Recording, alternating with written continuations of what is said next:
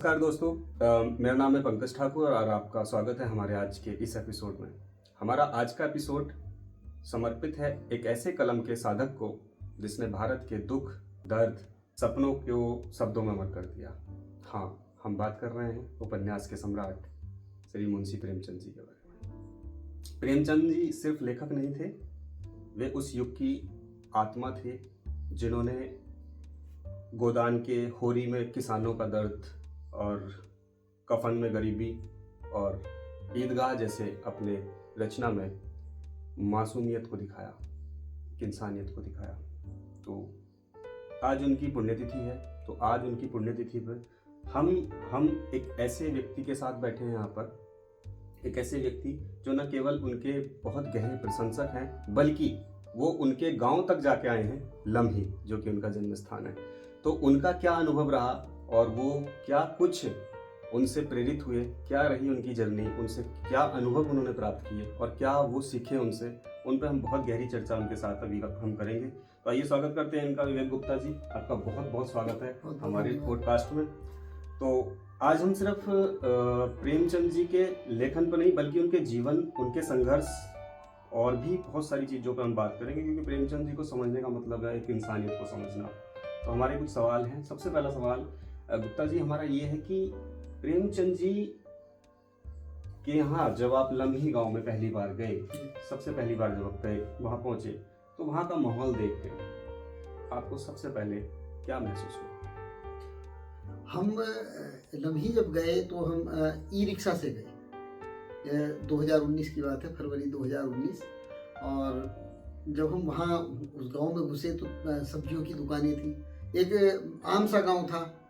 फिर कुछ और कदम आगे बढ़े तब लिखा हुआ दिखाई दिया कि मुंशी प्रेमचंद जी का पुश्तैनी मकान, और उसके ठीक सामने एक जो कोई शोध केंद्र उस समय पर बन रहा था, अब हो सकता है कि बन गया हो। और वहीं सब्जी वाले थे, हमने पूछा कि हम जो बाहर से आए हैं, बिजनौर से आए हैं और जो मुंशी प्रेमचंद जी का घर देखना चाहते हैं। तो उन्होंने कहा कि जी श्री सुरेश चंद्र दुबे जी हैं जो यहाँ केयर टेकर हैं, आप पहुँचो वो मिलेंगे। तो हम वहाँ पहुँचे तो वहाँ माहौल तो एक आम गांव जैसा था, लेकिन मन में जो था उस समय पर मुंशी प्रेमचंद मन में पूरी तरह से चल रहे थे, दिमाग पूरी तरह से मुंशी प्रेमचंद को। तो हमने वो जो उनकी बहुत सारी कहानियाँ पढ़ी, मैं समझता हूँ मानसरोवर के मैंने बहुत सारे जो मानसरोवर उनका कथा संग्रह हैं, तो उसमें एक 20 कहानियाँ, 18 कहानियाँ होती हैं। मैं 10 पढ़ी, मैंने उनकी सैकड़ों कहानियाँ पढ़ी। तो मुझे एक एक करके उनके पात्र मेरे दिमाग में वहाँ घूम रहे थे। यही था लम्ही में। गुप्ता जी, लम्ही में जब आप घूम रहे थे तो घूमते हुए क्या कभी आपको ऐसा लगा कि आप प्रेमचंद जी की दुनिया में कदम रख चुके हो? बिल्कुल। हम तो जैसे हम गांव में घुसे तो तब से ही जो प्रेमचंद जी हमारे दिमाग में थे। तो वहाँ से निकलने वाला हर व्यक्ति हमें लग रहा था कि हाँ, ये कोई ना कोई मुंशी प्रेमचंद जी का पात्र है। और वो गांव था, वो मिट्टी थी, उसे गांव में घुसते ही हमने उसे नमन किया। और बहुत बड़ी श्रद्धा हमारी मुंशी प्रेमचंद जी के प्रति है। तो वो हम वहाँ कृतज्ञता का भाव था हमारे मन में। मतलब उनके पात्र जीवंत आपको वहाँ देखने को मिलते हैं, उनके शब्दों के जो हम महसूस कर रहे थे लगातार कि हाँ कि प्रेमचंद जी ने यहाँ लिखा। उन्होंने हमें बताया कि जहाँ उन्होंने बैठ कर गोदान लिखा, वो स्थान हमने वहाँ देखा। तो हमें बार बार यही चीज़ें जो है महसूस होती रही कि हाँ, प्रेमचंद जी के पात्र सब यहीं पर घूम रहे हैं। गुप्ता जी, मैं एक चीज पता करना चाहूंगा आपसे कि आपने लम्ही जाने का निर्णय क्यों लिया? और एक सवाल और इसके पीछे है, ये आपकी जिज्ञासा थी या साहित्यिक कोई शोध था आपका इसके पीछे, या फिर आपका आत्मिक जुड़ाव? अब जाना तो बिल्कुल ऐसा हुआ कि एक बिल्कुल अचानक में हुआ, लेकिन मुंशी प्रेमचंद जी से बिल्कुल हृदय से जुड़ा हुआ है भाई। जब मैं हिंदी साहित्य से एमए कर रहा था उस समय पर गोदान मेरे कोर्स में था। तो और मुंशी प्रेमचंद को मैंने बहुत पढ़ा। तो जब हम वहाँ पहुँचे, जाने का कार्यक्रम कैसे बना कि हम गए थे कुंभ में स्नान करने प्रयागराज। और प्रयागराज में जब हमने कुंभ में स्नान कर लिया तो हमारे पास 2 दिन बच रहे थे। हमारी ट्रेन जो थी 2 दिन बाद शाम के समय थी। तो चूँकि मैं कई बार जो प्रयागराज जा चुका था, तो कि भाई कहाँ चलना है साथियों से, तो अल्फ्रेड पार्क चलते हैं।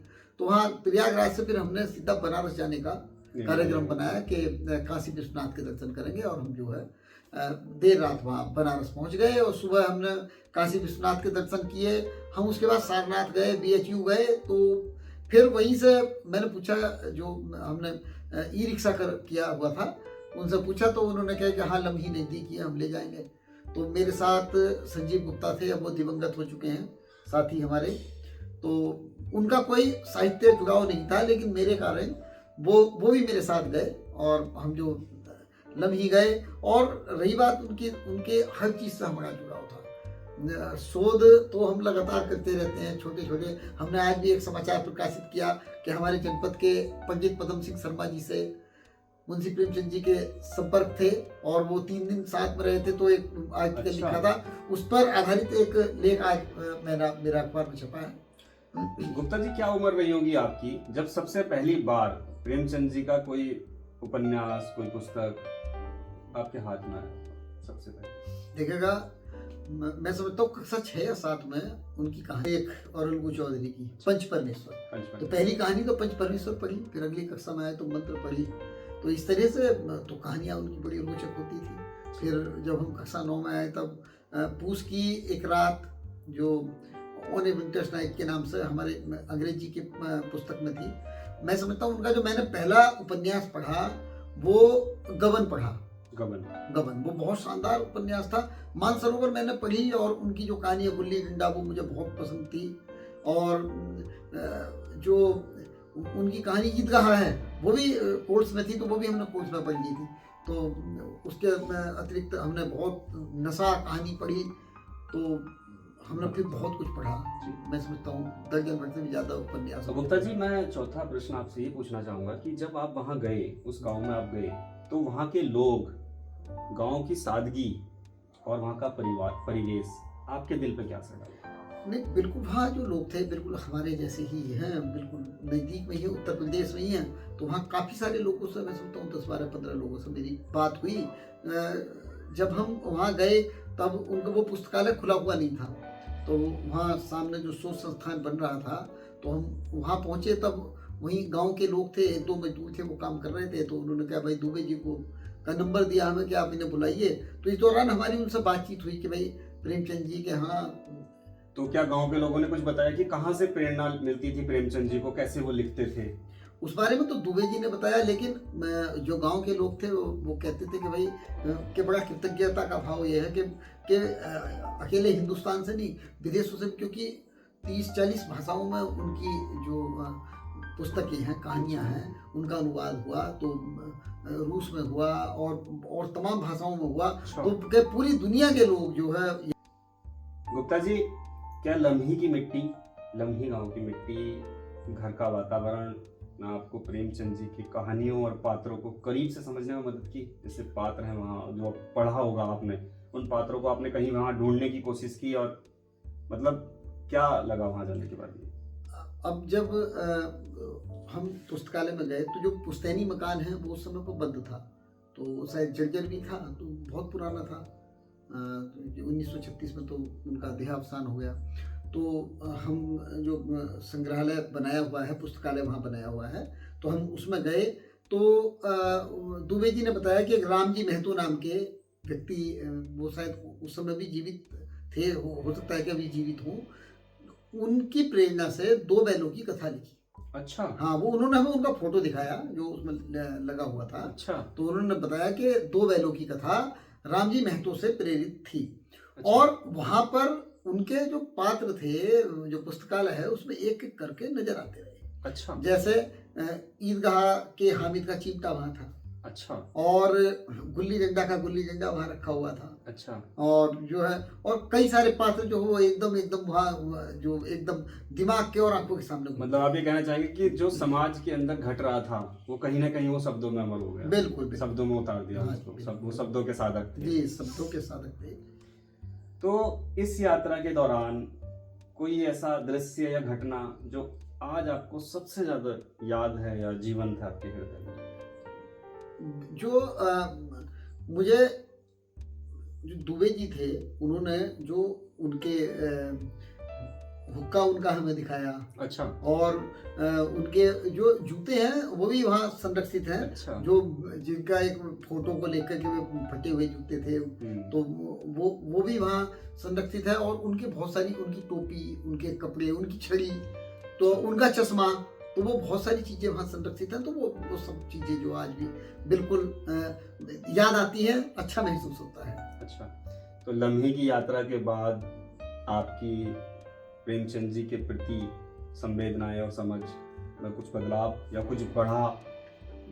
वो तो इतने व्यापक है, बढ़ने वो तो इतने व्यापक है, कुछ नहीं बढ़ सकता। और बचपन से उन्हें पढ़ते आ रहे हैं, तो उनके लेखन के लिए तो श्रद्धा भाव है। आपको वो सुनने के बाद अपने शब्दों में, मैं गबन की बात करना चाहूँगा। जब मैंने गबन पढ़ा तो जो उसका करेक्टर है हीरो रमानाथ और जालपा, तो रमानाथ के मन में जो चल रहा है वो उन्होंने शब्दों में लिखा। मुझे लगता है कि वो जो जैसा उनके मन में चल रहा होगा वो लिखा। मैं कई बार चाहता था कि मैं उस कहानी से बाहर निकलूं, क्योंकि रमानाथ की जो बेचैनी थी वो मुझे बेचैन करती थी। लेकिन वो स्टेप बाय स्टेप इस तरीके से लिखा हुआ था कि वो आज भी जो अविस्मरणीय है। आपके अनुसार लम्हे का जो माहौल है वो प्रेमचंद जी को एक महान लेखक बनने में कैसे मदद करता है? देखिए, जन्मभूमि तो बहुत कुछ प्रभाव डालती है। हर व्यक्ति वहीं से कुछ ना कुछ सीखता है। तो यही जो है, यही बात प्रेमचंद जी के साथ भी है। जैसे हमें बताया कि इस स्थान पर बैठ के उन्होंने जो गोदान लिखा था, आसपास का संघर्ष, हाँ, वो वातावरण, वो हाँ, गरीबी। बिल्कुल। वैसे बनारस का जो माहौल है वो भी उन पर खूब, क्योंकि बनारस में मैं समझता हूँ 15-17 किलोमीटर का अंतर है, तो वो पूरा प्रभाव जो है वो डालता होगा। मुंशी प्रेमचंद जी का जन्म का जो नाम था वो धनपत राय था। उन्होंने प्रेमचंद नाम को क्यों स्वीकार किया? वैसे इस बारे में मुझे कुछ ज़्यादा जानकारी तो नहीं है, लेकिन जो मुंशी प्रेमचंद जी थे, इसमें मुंशी प्रेमचंद जी का जो नाम होने का है, ये कुछ इसकी एक कहानी है कि वो एक पत्रिका के संपादक थे। हाँ, सह संपादक जी मुंशी करके थे कुछ, और ये प्रेमचंद जी थे। तो जब वो पत्रिका छपी तो उसमें मुंशी जी का, मुंशी और प्रेमचंद जी का, प्रेमचंद, तो वो आया, तो इस तरीके से उनका नाम मुंशी प्रेमचंद हो गया। हाँ, ये घटना मुझे अमन त्यागी जी हैं, नजबाबाद के हमारे साहित्यकार मित्र हैं, बड़े भाई, उन्होंने ये घटना मुझे बताई थी। गुप्ता जी, उनके पिता चाहते थे वो सरकारी नौकरी करें, फिर प्रेमचंद जी ने साहित्य की राह क्यों चुनी? नहीं, वो तो सरकारी नौकरी में ही थे। सरकारी टीचर वो रहे, डिप्टी रहे, वो डिप्टी, हाँ डिप्टी रहे। तो वो सरकारी नौकरी करते रहे। और बाद में मैं सोचता हूँ लेखन से उन्हें अच्छी रॉयल्टी मिलने लगी होगी। वो फिल्मों में लिखने के लिए गए थे। अच्छा। हाँ, मुंबई गए, वो 1-1.5 साल रहे वो मुंबई में।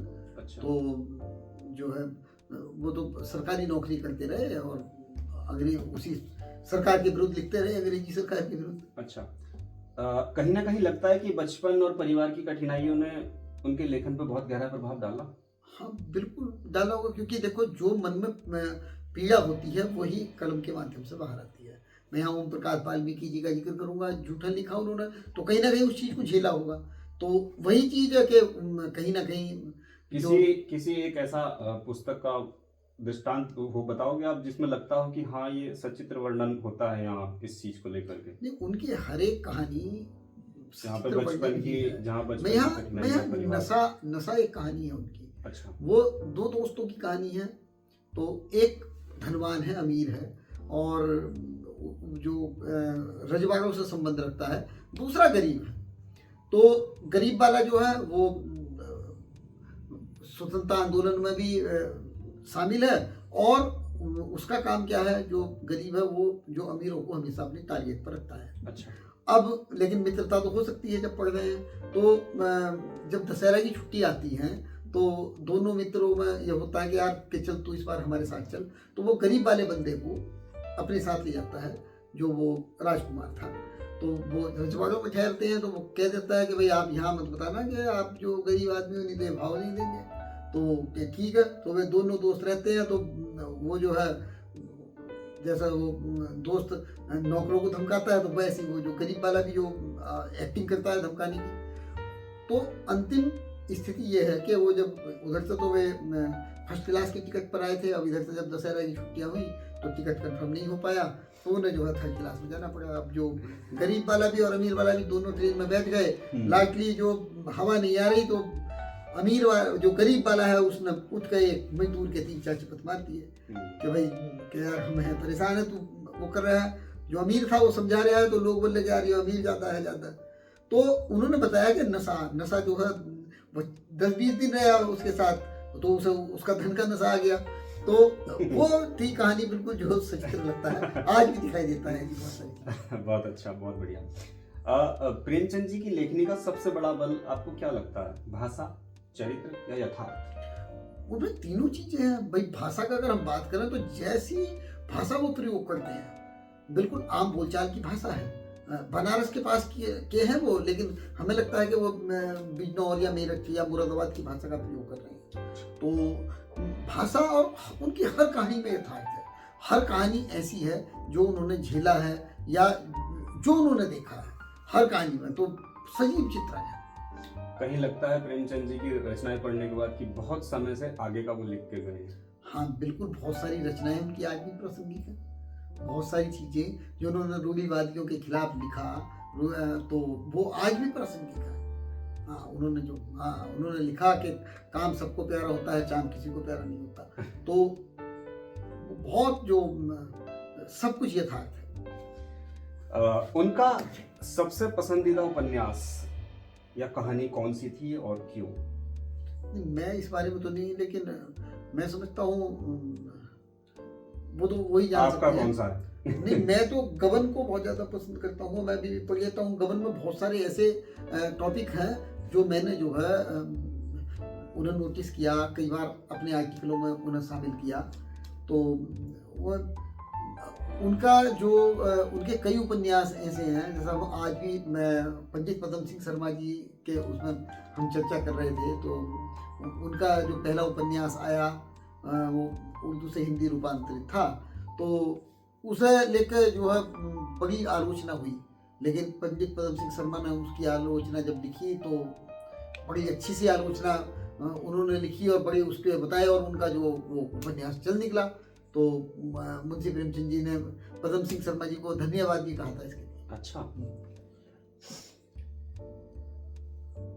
एक सवाल है मेरा कि अगर आज प्रेमचंद जी हमारे बीच होते, शब्दों में वो हमारे बीच ही हैं, अमर हैं, तो आज वो किस मुद्दे पे, किस विषय पे सबसे ज्यादा लिखना पसंद करते हैं? मैं समझता हूँ बहुत सारे मुद्दों पर लिखते हैं। आज वो उस समय पे भी लिखते थे कि युवा पीढ़ी बिगड़ गई है। जैसे मैं यहाँ गोदान का जिक्र करना चाहूँगा। गोदान में होरी का बेटा है गोवर्धन, जो गोबर कहकर वहाँ संबोधित किया गया है, तो वो शहर चला जाता है। अच्छा, आज भी वो व्यथा है कि लोग पलायन कर जाते हैं। हाँ। फिर वो जब गांव में लौटते हैं तो कुछ बहुत बेहतर नहीं हो पाता। तो उन्होंने बहुत सारी चीजें वहाँ लिखी। जैसे अब गबन का ही जिक्र है, तो गबन में महिलाओं में जो प्रेम है गहनों को लेकर, वो आज भी है। और कई बार गबन में जैसा नायक रमानाथ ने गलती की थी, वो आज भी इस तरीके से गलती करते हैं। मैं यहाँ रंगभूमि का जिक्र करना चाहूँगा। रंगभूमि में का नायक अमरकांत है। वो अपने पिता की दुकान पर बैठता है, तो पिता जो कई बार जेवर वगैरह खरीद लेते हैं, तो वो उस चीज़ को पसंद नहीं करता। तो ऐसी बहुत सारी चीज़ें हैं। गुप्ता जी, आज के जो लेखक हैं, तो आपको क्या लगता है कि आज के लेखक उनके स्तर की संवेदनशीलता को और सामाजिक दृष्टि को बनाए रख पा रहे हैं? देखो, वो तो खैर है भाई, मुंशी प्रेमचंद जी को छूना तो बहुत कठिन है, लेकिन अभी भी बहुत अच्छी कहानियाँ उपन्यास लिखे जा रही हैं। जैसे अभी गीतांजलि सिंह के उपन्यास रेत की समाधि को बुकर मिला, तो और नरेंद्र कोहली जी आदरणीय दिवंगत हो गए हैं, उन्होंने बहुत शानदार लिखा। मैं बड़ा प्रशंसक हूँ उनका, नरेंद्र कोहली जी का। और अभी जो विनोद कुमार शुक्ल जी का खूब चर्चा है कि 29 लाख रुपए की रॉयल्टी मिली। तो अच्छा, सब अच्छा लिखा जा रहा है। और जो खैर है साहित्य, और साहित्य बढ़ रहा है, ऐसी बात नहीं है। आज का जो समाज है, तो प्रेमचंद जी से क्या उदाहरण लेता है आज का समाज, क्या लेना चाहिए? उन्होंने तो बहुत सारी चीजें, उन्होंने सबसे पहले तो देश की एकता और अखंडता की बात की। उन्होंने जो उस समय व्याप्त कुरीतियाँ थी उन सब पर लिखा, विधवा विवाह पर लिखा। उन्होंने खुद एक विधवा महिला से विवाह किया और उन्होंने जैसे देश की आज़ादी के आंदोलन के बारे में भी उन्होंने काफ़ी लिखा। सोजे वतन उन्होंने लिखी, जो बड़ी अच्छी रचना है और जो देश की आज़ादी से उसे प्रतिबंधित भी किया गया था। और उन्होंने प्रतिज्ञा लिखा, विधवा विवाह पर निर्मला लिखा। निर्मला तोताराम की बड़ी शानदार कहानी है। तो उन्होंने जो जितनी चीज़ें लिखी, उन्हें उनकी हर कहानी में संदेश था और हर कहानी में शिक्षा है जो हमें लेनी चाहिए, स्वीकार करनी चाहिए। हाँ, विधवा विवाह पर उस समय बहुत विरोध था और उन्होंने स्वयं विधवा विवाह किया भी शिवरानी जी के साथ। तो ये एक समाज के लिए कोई दृष्टिकोण था या उनका व्यक्तिगत निर्णय था? ये तो देखो, हो सकता है जो भी हो, किसी का पर्सनल लाइफ है, उस बारे में हम कुछ ज़्यादा नहीं कह सकते। हाँ, लेकिन एक चीज़ है, एक बड़ा निर्णय तो रहा ही होगा, क्योंकि उस समय पर विधवा विवाह आज तो आम चीज़ है। हाँ, लेकिन उस समय पर विधवा विवाह एक उनका महत्वपूर्ण कदम रहा होगा। प्रेमचंद जी का साहित्य व्यक्तिगत जीवन को कैसे प्रभावित करता है? नहीं, अगर लोग पढ़ेंगे तो हर कहानी में उनकी सीख है। मैं ये बता रहा था कि उनकी हर कहानी में सीख है। आप जो कफन को ले लें, कफन में दो पिता और पुत्र हैं। पत्नी मर जाती है, वो लोगों से चंदा लेते हैं और जो कफन लेने आ जाते हैं, उसके बाद वो शराब पीते हैं और कचौड़ी खाते हैं, और जब उनका होश खुलता है तो कफन के लिए फिर पैसे नहीं होते। तो बहुत सारी चीज़ें हैं। अगर हम साहित्य पढ़ेंगे तो साहित्य से हम बहुत कुछ सीखेंगे।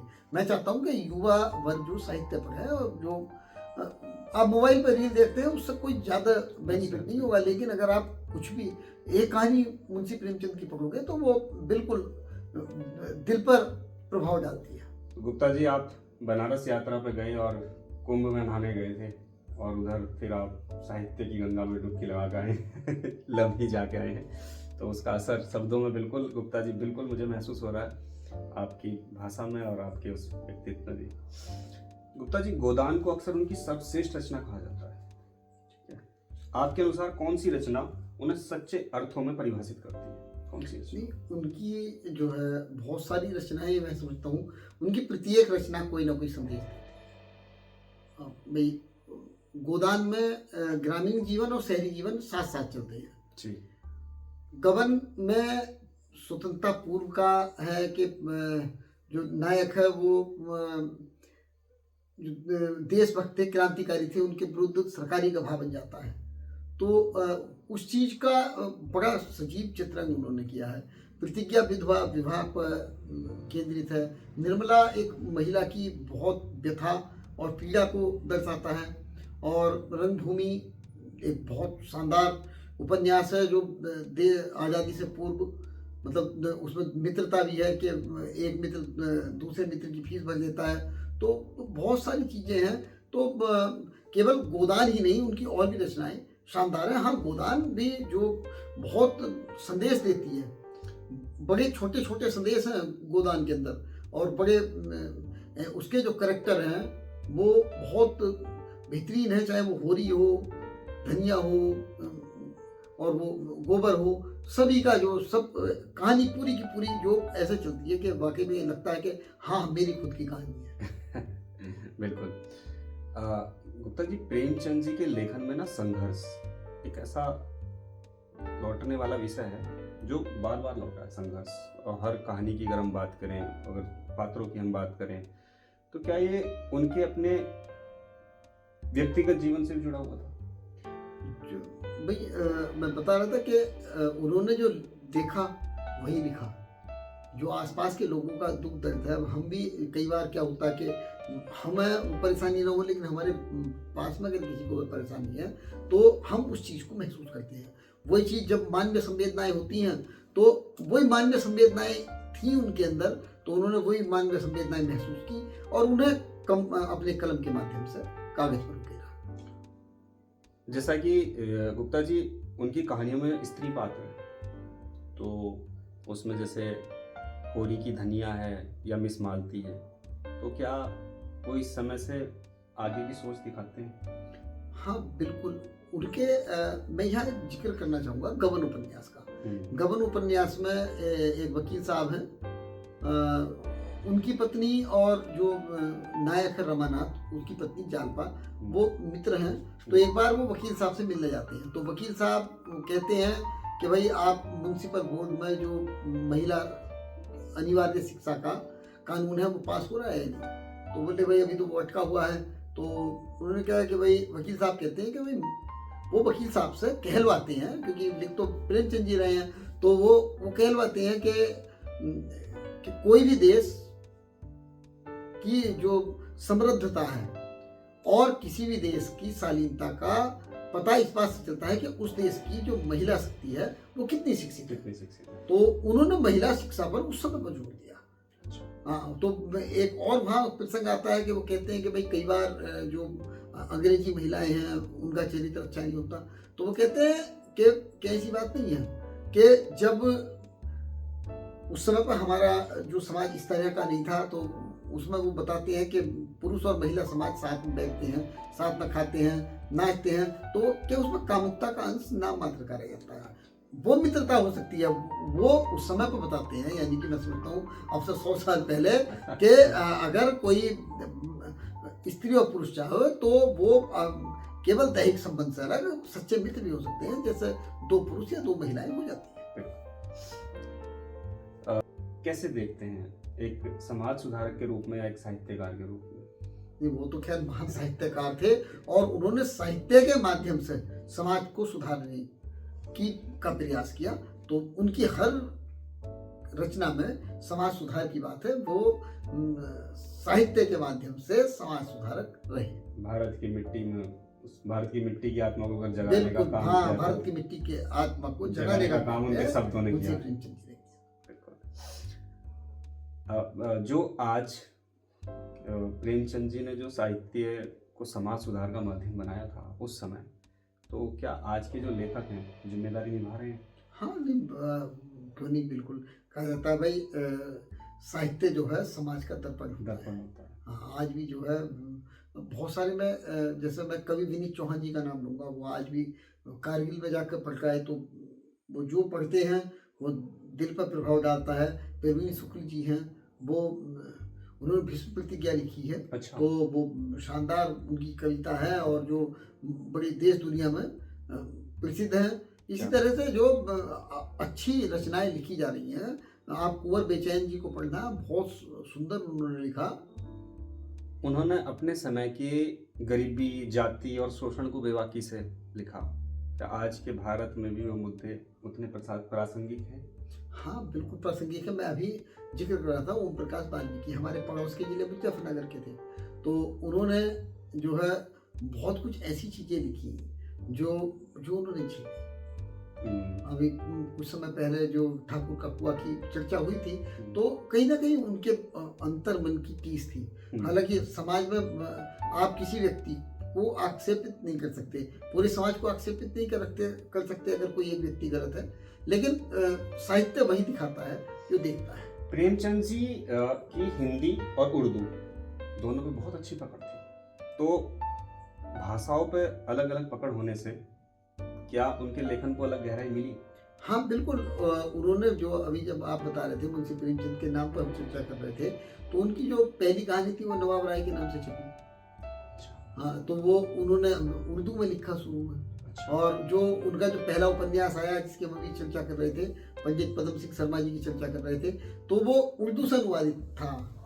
तो बाद में उन्होंने हिंदी में लिखा। तो उनका लेखन शानदार है और जो उसमें हिंदी और उर्दू के शब्दों में उन्होंने सामंजस्य बैठाया है।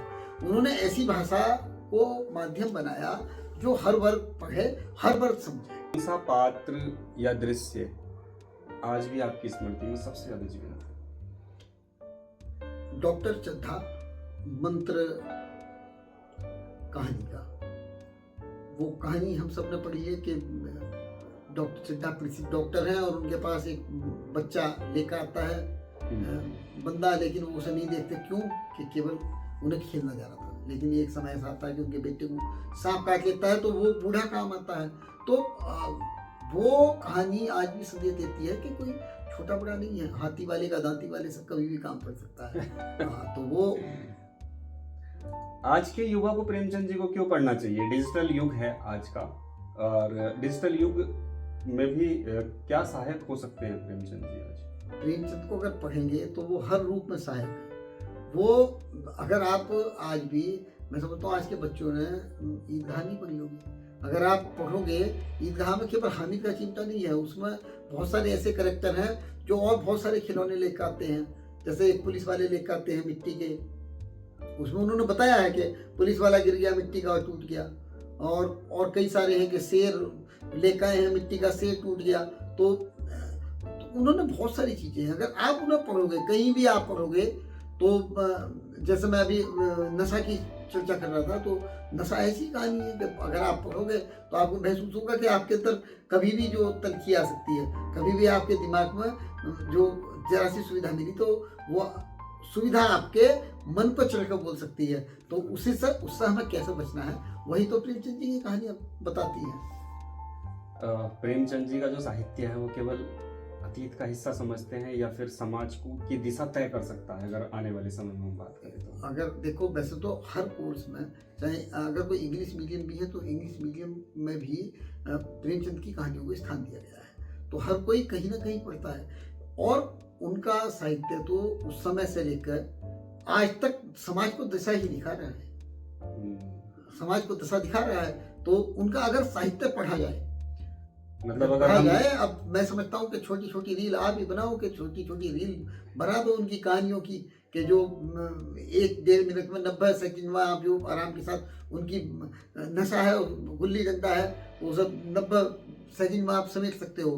तो अगर बच्चों को वही रील दिखाओगे तो मुंशी प्रेमचंद की रील जो है, आजकल के जो एक स्टैंड अप कॉमेडी वाले हैं, अश्लीलता वाली रील है, उन्हें एकदम नकार के आगे बढ़ सकती है। बिल्कुल, यानी कि हम अगर बात करें, अगर हम साहित्य में अतीत की ओर जितना जाएंगे तो भारत का भविष्य उतना ज्यादा बिल्कुल उज्जवल है।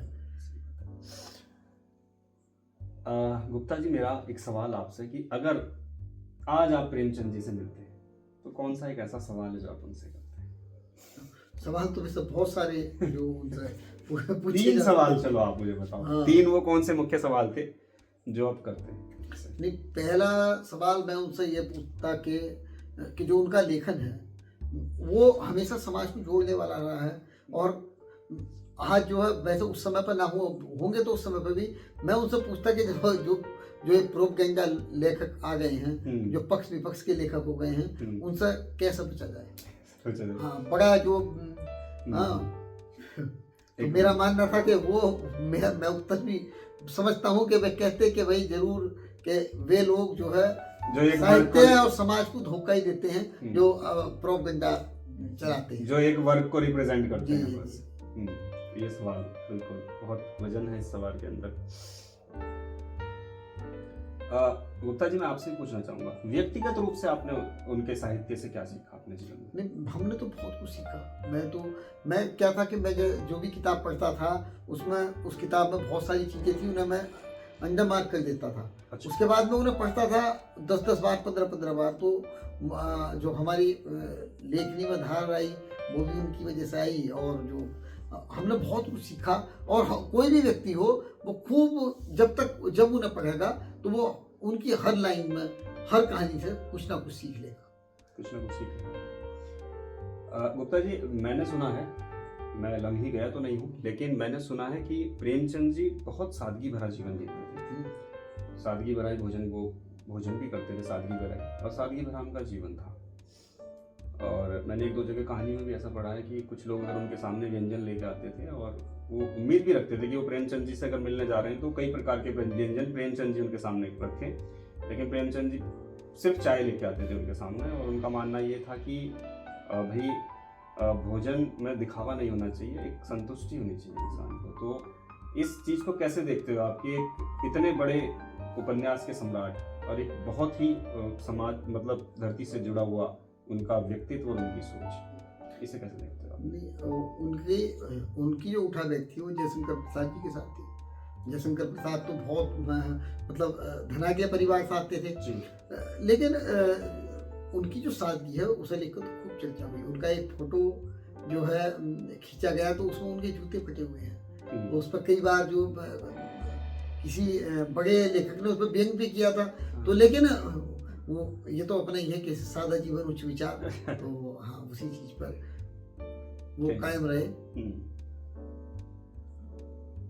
अच्छा, एक बात बताओ, गरीबी, बीमारियां, कठिनाइयां, इन सब और जिम्मेदारियां, इन सबको झेलते हुए भी उन्होंने रचनाएं की हैं। हिम्मत कहाँ से आती थी? वो तो क्या है, वो एक उनके बारे में कहानी है कि एक बार जो है एक गाय को लेकर है कि वो कह रहे थे, तो वो सरकारी नौकरी में थे, लेकिन उसके बावजूद भी वो अंग्रेजों के सामने डट जाते थे। तो अब जो भी ये साहित्य है जो सृजन उन्होंने करा, खैर वो तो उन्होंने समाज को देखते हुए किया। और वैसे बीमारी का तो नहीं, बीमार तो वो बाद में हुए होंगे, लेकिन जो चलते रहे। गुप्ता जी, आपके जीवन पे प्रभावित हुए आप बहुत ज़्यादा उनसे, और जीवन में आपने सीखा भी, प्रेरणा भी ली आपने उनसे। कभी जीवन के किसी कठिन पल में, कठिन संघर्ष के समय में कोई पंक्ति उनकी जिसने कहा हो कि हाँ? उनकी जो कहानियां हैं वो जो वे सब उत्साह पैदा करती हैं उनमें। हाँ, उन्होंने कई ऐसी चीजें लिखी, जैसे मैं भी बता रहा था कि गबन को लेकर जो उसका जो नायक था उसके मन में जो अंतर्द्वंद चल रहा था, तो वो बड़ा अंतर्द्वंद था, तो वो मैं खुद महसूस करता था। कई बार हमने जो ऐसा महसूस करा कि भाई उनके नायक परेशानी में रहे, तो उन्हें जो कहीं ना कहीं हम बात करें तो भावनात्मक संबल भी हाँ। हम उन्हें मान सकते हैं। में अक्सर किसान, स्त्रियां, छोटे लोग ये नायक बनते हैं। क्या ये उनकी असली सामाजिक दृष्टि थी? नहीं, उन्होंने हमेशा दबे कुचले और वंचित लोगों की आवाज़ को कलम के माध्यम से बुलंद किया। तो यही चीज़ थी, वो छोटी छोटी चीज़ों पर अलगाव। जो पंच परमेश्वर है उनकी कहानी वो यही तो संदेश देती है कि हम छोटी छोटी चीज़ों पर अपनी दोस्ती मित्रताएं ख़त्म नहीं करनी चाहिए। तो यही चीज़ है कि जो उनकी कहानियों में, उपन्यासों में यही तत्व है कि जो भी वंचित है उसकी आवाज़ बुलंद करो। जैसे उनके पात्र हैं कुछ, गोदान का होरी और कफन का घीसू माधव, आज के समाज में भी क्यों जीवित लगते हैं लोगों को? हाँ, बिल्कुल बिल्कुल मिल जाएंगे आप, कहीं ना कहीं मिल ही जाएंगे। हाँ, चलते फिरते होरी तो खूब मिलते हैं। हैं। जब मैं गोदान पढ़ रहा था तो मैं समझता हूँ मैंने 25 साल पहले पढ़ा होगा गोदान। तो उस समय पर हमारे गांव का ही एक बंदा था, वो लगातार उसके 3 बेटे और 2 बेटियां थी। तो वो बिल्कुल मेरे दिमाग में, मैं उसे होरी की जगह रखता था, वो ऐसे ही मेरे दिमाग में घूमता था। तो ऐसे तो बहुत सारे पात्र हैं जो मुंशी प्रेमचंद की कहानियों के पात्र भी तो सब आसपास के ही थे। नहीं, उनकी लेखनी ही तो उनकी ताकत रही।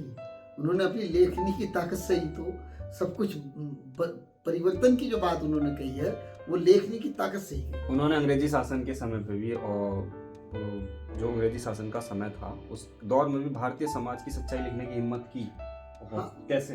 हाँ नहीं, उन्होंने जो है वो एक अंग्रेजों की निशानी पर रही। जैसे सोजे वतन को प्रतिबंधित कर दिया गया था, और सरकारी नौकरी में होने का भी जो उन्हें लगातार उन्हें चेतावनियाँ दी जाती रही, लेकिन उन्होंने जो है कभी भी, उन्होंने हमेशा भारतीय समाज को, और पूरा समय अंग्रेजी शासन रहा है। जब वो पैदा हुए उस समय पर अंग्रेजी शासन था, और अंग्रेजी शासन में ही उनकी मृत्यु हो गई। लेकिन उसके बावजूद भी उन्होंने जो समाज में जो वैमनस्यता थी, रूढ़िवादिता थी, ऊंच नीच थी, उस पर उन्होंने खूब जमकर लिखा।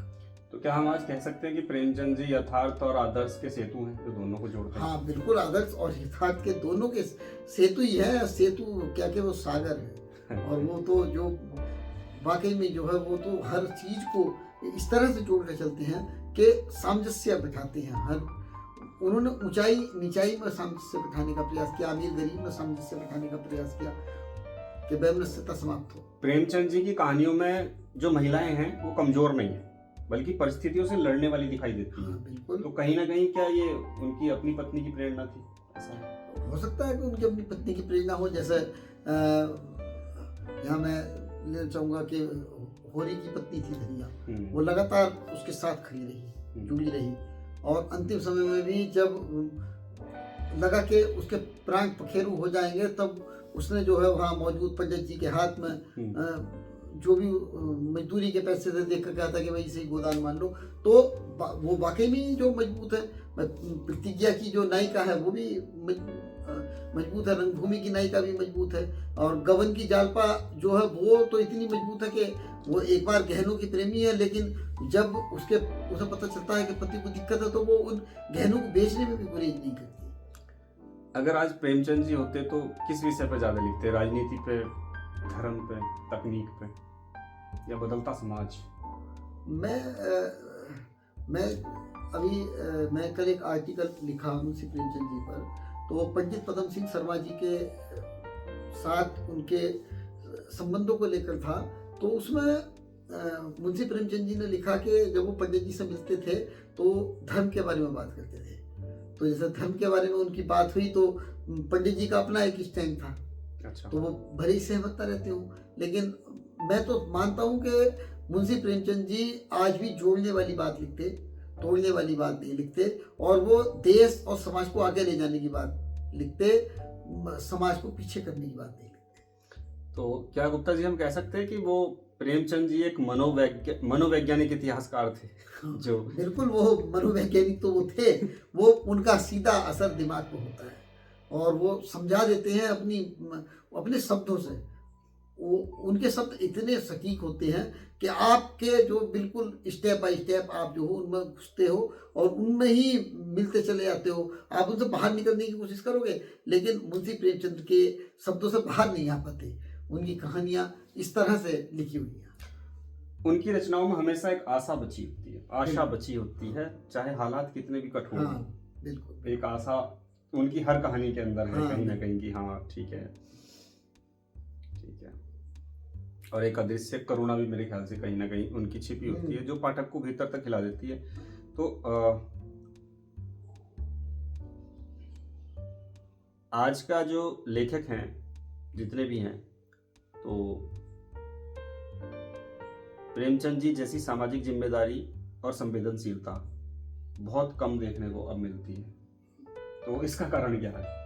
नहीं, अभी भी बहुत अच्छे लेखक हैं, अच्छा लिख रही हैं, और कुछ जो मैं भी कह रहा था कि समाज को, देश को कोई धोखा देने वाले भी हैं, जो जिन्होंने वैपनिष्ठता पैदा की और जो मतलब प्रोपेगेंडा के आधार पर लिखने लगे।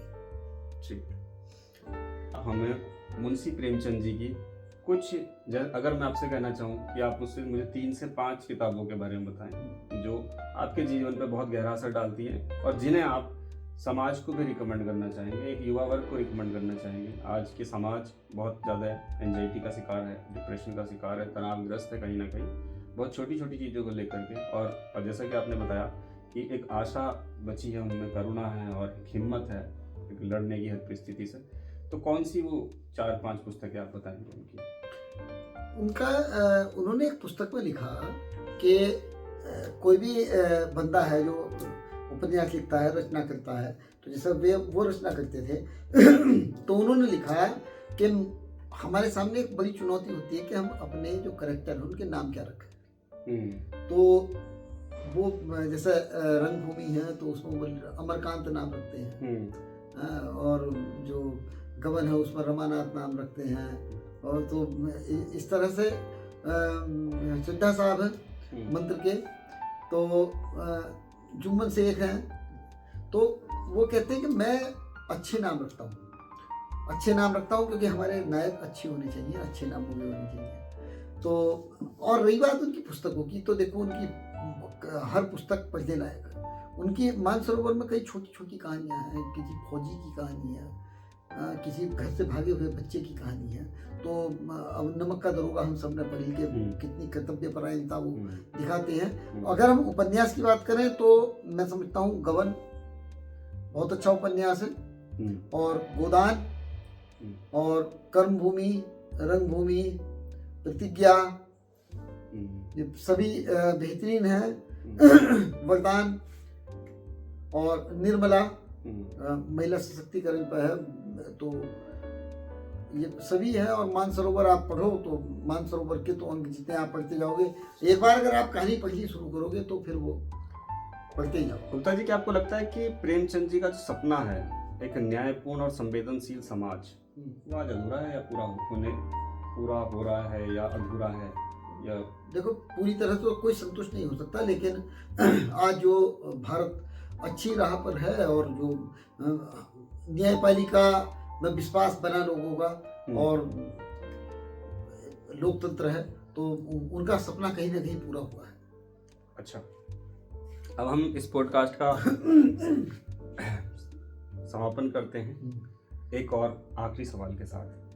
प्रेमचंद जी का ऐसा कौन सा गुण है जिसे आप अपनाना चाहेंगे?